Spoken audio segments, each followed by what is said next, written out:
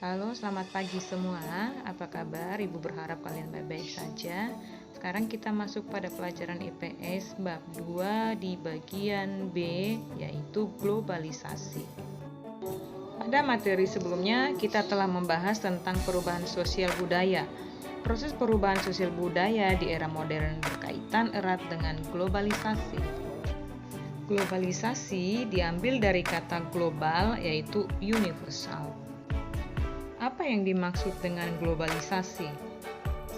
Menurut Wikipedia, globalisasi adalah proses integrasi internasional yang terjadi karena pertukaran pandangan dunia, produk, pemikiran, dan aspek kebudayaan lainnya. Kita masuk pada poin pertama, yaitu bentuk globalisasi. Yang pertama, globalisasi bidang budaya, di mana budaya global akan masuk ke negara mana saja yang mengikuti arus globalisasi. Globalisasi budaya memberi manfaat, memperkaya budaya bangsa, namun di sisi lain memberi ancaman terhadap keberadaan budaya lokal. Yang kedua, globalisasi bidang komunikasi. Dapat dilihat dari kemajuan teknologi komunikasi. Selain itu, dapat mengakses informasi di belahan dunia dengan cepat dan mudah. Yang ketiga, globalisasi bidang ekonomi. Ini merupakan suatu aktivitas ekonomi dan perdagangan secara global dan terbuka atau disebut dengan perdagangan bebas. Yang keempat, globalisasi bidang iptek. Ini merupakan perpaduan pengetahuan dengan perangkat, ide, metode, teknik dengan penggunaan teknologi komputer, faksmail, handphone, siaran telepon, serta satelit.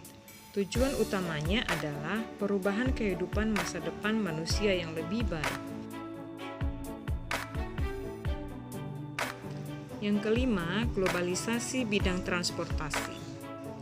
Dalam hal ini, globalisasi sangat membutuhkan transportasi dalam perkembangannya untuk memperoleh barang dan jasa dalam waktu yang singkat, sehingga banyak pengusaha melakukan inovasi.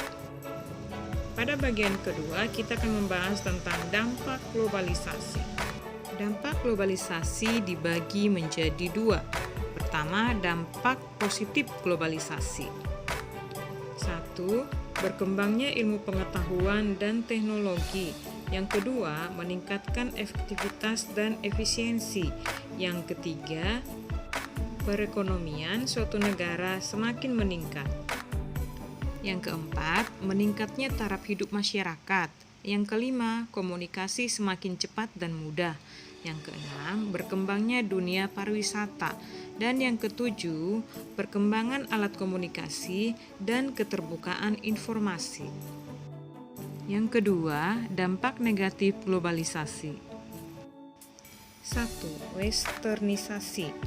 Artinya, makin cepatnya arus informasi yang diperoleh, interaksi dengan dunia luar tidak disaring dan tidak terkendali sehingga mempengaruhi perilaku masyarakat. Yang kedua, demoralisasi. Paham-paham barat masuk secara leluasa di mana belum tentu sesuai dengan nilai sosial bangsa Indonesia yang memudarkan nilai dan norma sosial. Yang ketiga, kesenjangan sosial ekonomi. Adanya perbedaan yang tajam antara sekelompok orang dan kelompok lain dalam bidang sosial dan ekonomi.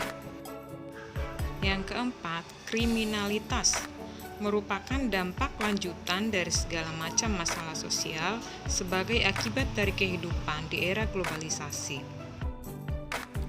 Yang kelima, pencemaran lingkungan. Masuknya perusahaan asing telah membawa perubahan dalam lingkungan alam, pencemaran lewat udara, air, tanah, maupun makhluk hidup lainnya. Keenam, kenakalan remaja. Ini dapat diartikan sebagai semua perbuatan anak remaja yang berlawanan dengan norma, yang dapat menimbulkan bahaya atau kerugian pada pihak lain. Ketujuh, individualisme yang semakin tinggi.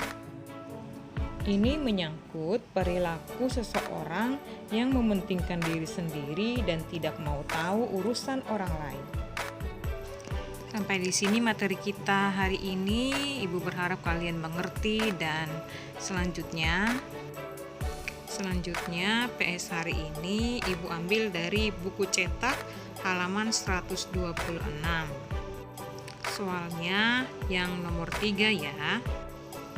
Terima kasih.